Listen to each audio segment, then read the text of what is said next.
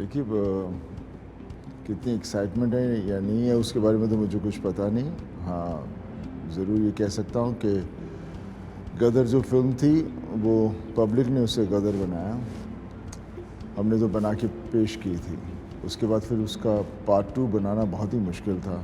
शर्मा जी लगे हुए थे, मैं हमेशा ना करता था। इस बार वो एक कहानी ले आए जो मुझे लगा गदर 2 के लिए सही रहेगी एंड हमने पिक्चर बना ली है और उसी लगन से, उसी जोश से, उसी बिलीव से। देखिए मैं कुछ फेवरेट या नॉन फेवरेट के बारे में तो मैं कुछ कह नहीं सकता क्योंकि मेरे लिए तो ये हमेशा एक रोमांटिक फिल्म रही है। लोग इसे सिर्फ पंप उखाड़ने वाला सीन कहते हैं बट मेरे लिए पिक्चर ही पूरी in totality it was a complete film जिसमें पूरा रोमांस था, रिच पुअर सब चीज़ें थी, देश दो देश बंटवारा, लेकिन कहानी बेसिकली जो भी पूरी चीज़ को जोड़ता था वो एक प्यार था, फिर एक परिवार था जिसके लिए आदमी, हर इंसान अपने परिवार के लिए खड़ा रहेगा। वो थी वो पिक्चर। कहानी कहानी होती है, आपको कहानी पूरी अच्छी लगेगी तो वह एक बात अच्छी नहीं लगती। तो कहानी मुझे अच्छी लगी इसलिए मैंने कहा Sharma ji will go ahead with it and ji was waiting कि कहाँ कभी अच्छी कहानी मिले एंड जैसे ओके हुआ चारों तरफ से हम लोगों ने शुरू कर दिया। ऑब्वियसली हर ख़ासकर आज का ज़माना जहाँ हर आदमी चाहता है कि जो एक कहानी देखी है, जो एक कैरेक्टर देखा है वो उसे दोबारा देखना चाहते हैं और कितनी फिल्में ऐसी हुई हैं। तो हर आदमी चाह रहा था कि गदर का भी एक पार्ट 2 बने, वो तारा सिंह को फिर से देखना चाह रहे थे, लेकिन मेरा हमेशा यही था कि कहानी अच्छी होनी चाहिए। तो यहाँ पर कहानी थी और तारा सिंह को फिर से मौका मिला, इस कैरेक्टर को फिर से एक कहानी मिल गई जहाँ से तारा सिंह अपने आप को फिर से लोगों के सामने पेश कर पाएगा अपने आप को। टू अगेन एज ए कहानी हमने प्लेस ही वहाँ की है क्योंकि हम उसी चीज़ को कंटिन्यू करके आगे ले जाना चाह रहे हैं। तो हम इसको लेकर जा रहे हैं 1971 में। ऑब्वियसली उसमें भी ड्रामा था, एक्शन था, हम भी इसमें भी चाहते हैं बिकॉज तारा सिंह जब तक एक्शन ड्रामा नहीं होगा तो पूरी पिक्चर का कहानी का मज़ा नहीं आता। जब भी किसी को कहानी सुनाओ तो जिस कहानी का एक रूप होता है वो रूप की चीज़ें उसमें ना दिखें तो लोगों को फिर कहानी से चाहे अच्छी हो फिर भी उन्हें अच्छी नहीं लगती। तो ये उस वक्त की कहानी है 1971 की और इससे ज़्यादा मैं कुछ नहीं कह सकता। 11 अगस्त को देख लीजिए, सब पता चल जाएगा। इससे ज़्यादा तो नहीं कह सकते। मैं कॉन्ट्रैक्ट में मैंने साइन किया हुआ है, मैं डिस्क्लोज नहीं कर सकता। आई थिंक गदर के सारे गाने बहुत अच्छे थे, कोई ऐसा गाना नहीं मैं कह सकता कि ये ज़्यादा अच्छा था या वो ज़्यादा अच्छा था। हर गाने की अपनी अपनी खूबसूरती थी, सिचुएशन के हिसाब से थे, कहानी को आगे लेके जाते थे। हाँ, मुझे इतना ये याद है कि उस वक्त जब मैं गदर के गाने लोगों को सुनाता था तो उनको बहुत पुराने लगते थे और जब लग गई पिक्चर तो हर आदमी वही गाने गुनगुना रहा है और मुझे इतना भी याद है उस वक्त जब गदर लगी थी तो डिस्ट्रीब्यूटर जो देख रहे थे फिल्में तो वो कह रहे थे भाई इसमें पंजाबी है, ये तो पंजाबी फिल्म है, ये हिंदी फिल्म नहीं है, इसको डब करिए फिर से। इसलिए मैं कह रहा हूँ गदर एक ऐसी फिल्म थी जिसे जैसे मैंने सुनी मुझे बहुत पसंद आई और हम लोग उसको लेकर गए आगे और उसके बाद जब बन गई तो सब लोग उसे देखने के बाद डर के भाग गए लेकिन जनता ने कहा कि बिकॉज कहानी पिक्चर बहुत अच्छी थी, उन्होंने फिर गदर बनाई और वो गदर हमारे देश की सबसे मैक्सिमम व्यूड फिल्म है, मैक्सिमम आईबॉल्स। कोई भी फिल्म वहाँ तक अभी तक पहुँची नहीं है। देखिए कभी पता नहीं चलता, जिस तरह से आप हमसे सवाल भी पूछ रहे हैं इतना बड़ा हो जाएगा, ये हो जाएगा, मैं उस तरह का आदमी नहीं हूँ। मैं कभी कोई बड़ा हो जाएगा ये, मैंने कभी उस तरह से ज़िंदगी को देखता ही नहीं हूँ। देखता ज़िंदगी है, वो जहाँ लेकर जाएगी बनेगी और आप चलते रहोगे। अगर हर चीज़ आप सोचोगे बड़ी बड़ी बनेगी वो तो होना, और आदमी सोचता भी नहीं है। ये तो आज का ज़माना आ गया है जहाँ पर हर आदमी नंबर 1, हर आदमी हर चीज़ का शोर मचा के मैं ये करना वो करना, लेकिन आदमी जो साधारण रास्ते पर चलता है और अपने काम से प्यार करता है, लगन करता है, वो उसे वहाँ वो उसका काम उसे वहीं लेकर जाएगा जहाँ तक उसने जाना है। लेकिन ये जो होता है ना कि ये हो जाएगा वो हो जाएगा, ये कभी मैंने कभी सोचा नहीं, ना मेरे को लगता मैं कभी सोचूंगा ऐसी चीज़ें। ये तो आप इतने हम्बल इस कारण से बोल रहे हैं। ना ना ना इतनी सारी इतनी बड़ी फिल्म देखने के बावजूद भी पर हमें थोड़ी ना पता था उस वक्त फिल्म इतनी अच्छी हो जाएगी, इतनी चलेगी, लोगों को इतनी पसंद आएगी, बिकॉज हम उस तरह से नहीं। हाँ, हम ये चाहते हैं कि जो भी हम करें वो, और पहले तो बात वही होती है कि कहानी वो लेते हो आप जो आपको पसंद आती है। आपको पसंद आई मीन्स बाकियों को भी पसंद आएगी। आज लोग कहते हैं ये ऑडियंस को पसंद आएगी, भाई तुम्हें पसंद आ रही है या नहीं आ रही? सही बात है। अरे हाँ, ऑडियंस को अच्छी लगी, तुम्हें अच्छी लगी, कोई पूछता ही नहीं, बात जवाब ही नहीं देगा उसका। नहीं, ऑडियंस को अच्छी लगी, अरे तुम कौन हो? सही बात, ऑडियंस ही तो है हम लोग। हाँ, बहुत बड़ी बात। तो मैं हमेशा जितनी भी मैंने फिल्में की हैं वो मुझे पसंद आई हैं तो मैंने की हैं, और ना मैंने कभी बोला कि मुझे स्क्रिप्ट चाहिए या मुझे डिटेल चाहिए, कभी नहीं। सुर होता है कहानी का जो अच्छी लगती है, और क्रिएटिविटी उसे ही कहते हैं। आई थिंक एक तो is a very well behaved boy, and as an actor definitely he is done a good job, बहुत अच्छा है और सिंसियरिटी के साथ है। बट डेफिनेटली मैं जो देख रहा हूँ मेरे साथ जितने भी सीन्स किए हैं बहुत प्यारे किए हैं। देखिए, कोई चीज़ की कमी नहीं है, जो आजकल वही है जिस तरह से आज का यूथ सोचता है कि ये उनके लिए सही है, वही कर रहे हैं। जब हम आए थे हमें लगा जो हमें सही है हमने किया, मे बी हमारे पेरेंट्स को वो अच्छा नहीं लगता होगा, तो इसके बारे में कहना वो हो जाता है। बिकॉज़ जैसे रफ्तार चल रही है, जिस तरह से चीज़ें बदल रही हैं, तो जिस तरह से बच्चे जो इस माहौल के हैं वो उसी रफ्तार को पकड़ के उस तरह से चल रहे हैं। हमने तो पीछे का वक्त देखा हुआ है, सब वक्त देखे हुए हैं, तो हमें वो चीज़ें अलग लगती है बिकॉज़ हमने ये रफ्तार नहीं देखा था। अगर हम इस रफ्तार के साथ जुड़ जाएं तो हम भी वैसे ही आगे चलते रहेंगे। पर क्या सही है क्या गलत है इसके बारे में तो कहना बड़ा मुश्किल है, बिकॉज़ एक चीज़ से नहीं होती, बिकॉज़ पूरा का पूरा सिस्टम ही वैसा है ना।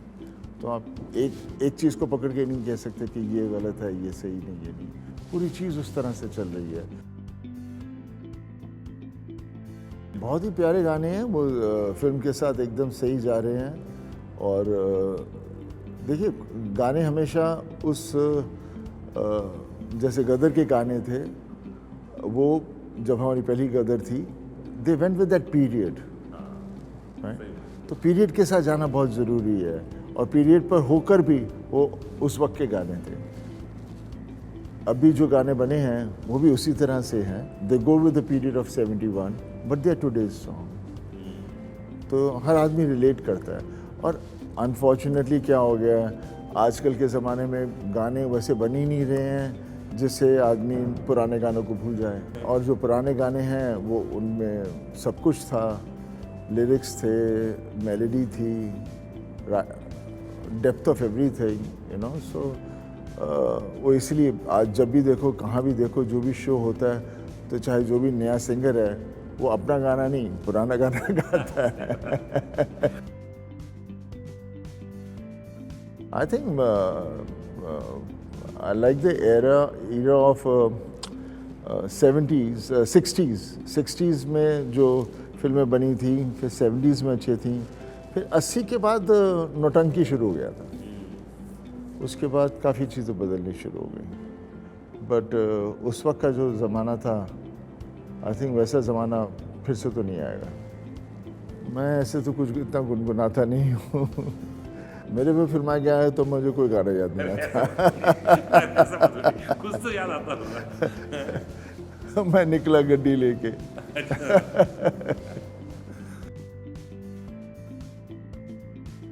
देखिए, मैं आपको ये सब चीज़ें जो आप पूछ रहे हैं मैं बता दूंगा तो फिर मैं से अच्छा मैं पूरी पिक्चर ही बता दूं तो आप देखने क्यों जाएंगे, है ना।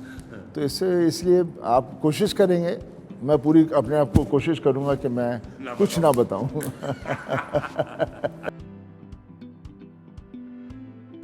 खैरियत बहुत प्यारा गाना है, जब आप सुनोगे उसके अंदर सब कुछ है, मेलोडी अच्छी है, उसकी एक जर्नी है, और वो कहानी के साथ बहुत ही अच्छी तरह से जाता है।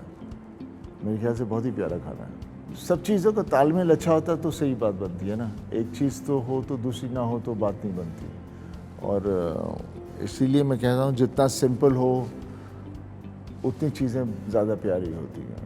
आजकल हम लोग कोशिश करते हैं कि हम ऐसे ऐसे शब्द ढूंढें, ऐसी ऐसी चीज़ें ढूंढें जो हम उसके अंदर डालें, पर बख्शी जी ने कभी ऐसा नहीं किया था और कितने और उस वक्त के राइटर्स ने कभी ऐसा नहीं किया था।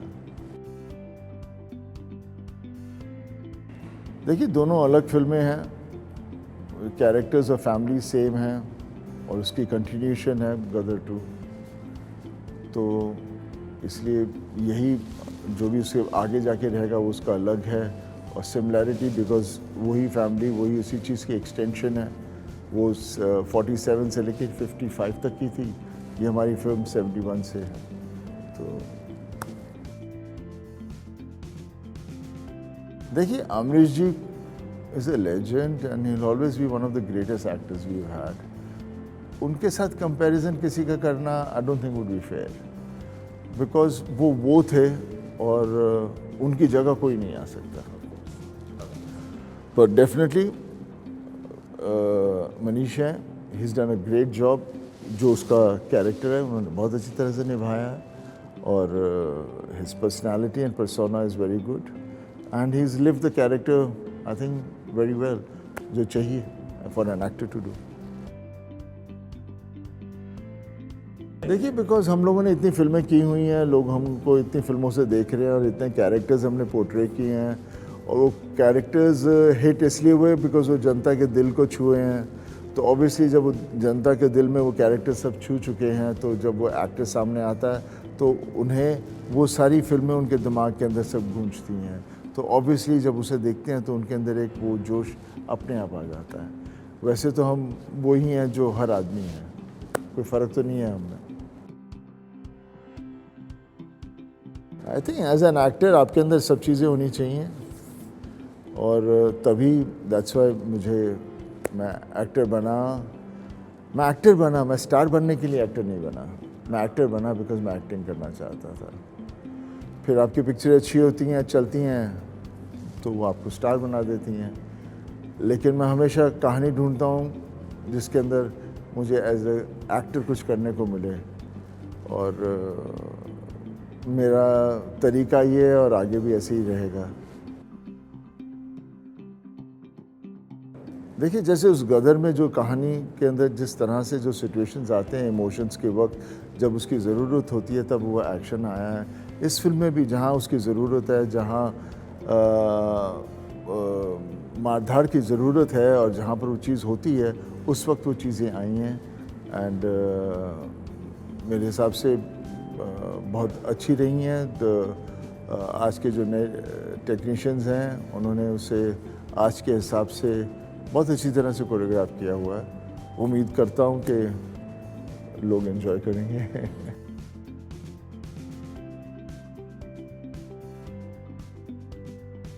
आई थिंक जब लोग तारीफ़ करते हैं तभी अच्छा लगता है, बिकॉज खुद जब अपनी पिक्चर तो मैं ज़्यादा देखता नहीं हूँ और जब देखता हूँ तो मुझे काफ़ी खामियां दिखती हैं, तो मैं हमेशा अपनी फिल्मों से ज़रा दूर ही रहता हूँ। लगने के बाद किसी ने कह दिया अच्छा, तो फिर मैं देखता हूँ चलो पास हो चुकी है देख लो। मैं बहुत कम देखता हूँ, दूसरी फिल्में भी नहीं देखता ज़्यादा। मुझे फिल्मों का शौक़ है, लेकिन मैं हमेशा हॉलीवुड की फिल्में देखता रहा हूँ, वो भी जो अच्छा सिनेमा होता है। और पुरानी फिल्में बहुत देखा करता था पापा के वक्त। और तो मेरे लाइक्स एंड डिसलाइक्स ज़रा थोड़े से अजीब से हैं। ऐसे तो मैं कुछ रेकमेंड नहीं कर सकता बिकॉज उनकी ढेर सारी फिल्में हैं जो आप देख सकते हो। आजकल की फिल्मों में के बारे में भी मैं इतना नहीं कह सकता बिकॉज वहाँ पे भी काफ़ी चीज़ें बहुत कमर्शियल हो गई हैं, बट फिर भी वो कमर्शियल होने के बाद भी उनकी पिक्चरों में एक value of life and emotions रहता है। दे गो विद द सराउंडिंग। देखिए कैरेक्टर्स तो हम ज़िंदगी से उठाते हैं जो और ज़िंदगी में बिलियंस ऑफ लोग हैं, हर आदमी का अपना एक कैरेक्टर है। तो कौन सा कैरेक्टर कहाँ से हम किसको पकड़ेंगे, कब क्या कहानी आएगी और वो निभाने का मौका मिलेगा, बिकॉज इमोशंस सबके पास वही होते हैं, वही पेन, वही सॉरो, वही प्यार और वही गुस्सा, लेकिन सिचुएशन के हिसाब से बदलता रहता है, तो कैरेक्टर बदल जाते हैं।